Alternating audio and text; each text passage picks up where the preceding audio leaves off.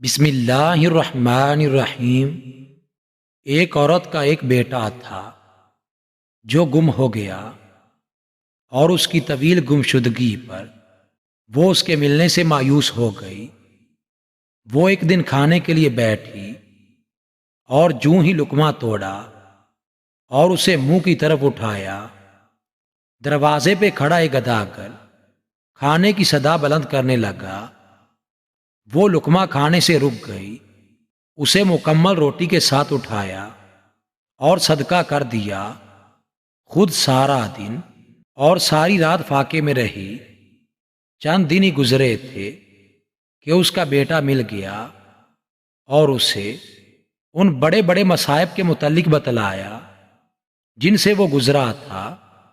کہا، سب سے بڑی مشکل جو مجھ پر آئی تھی کہ میں کئی دنوں سے فلاں جگہ پر درختوں کے ایک جھنڈ میں چل رہا تھا۔ اچانک ایک شیر نکل آیا اور جس گدھے پر میں سوار تھا اس نے اس کی پشت پر مجھ پر حملہ کیا۔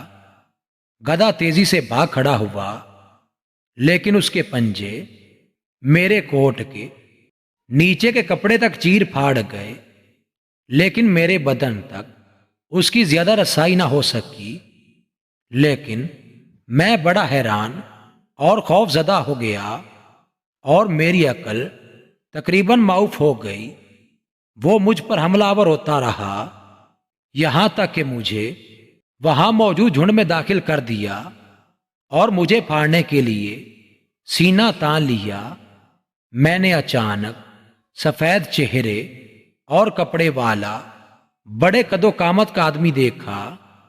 وہ آیا اور بغیر سلام کے شیر کو پکڑ کر اوپر اچھالا اور زمین پر پٹک دیا اور کہا، اے کتے، کھڑا ہو جا، لقمے کے بدلے لقمہ ہے۔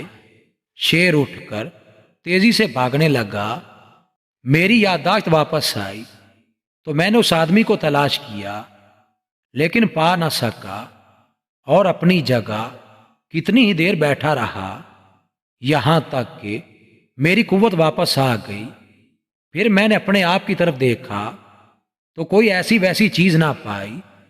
میں چلا یہاں تک کہ اس قافلے سے جا ملا جس میں پہلے جا رہا تھا۔ انہوں نے مجھے دیکھ کر تعجب کیا تو میں نے اپنا واقعہ کہہ سنایا، لیکن یہ نہ سمجھ سکا کہ اس آدمی کی اس بات کا مطلب کیا تھا کہ لقمے کے بدلے لقمہ ہے۔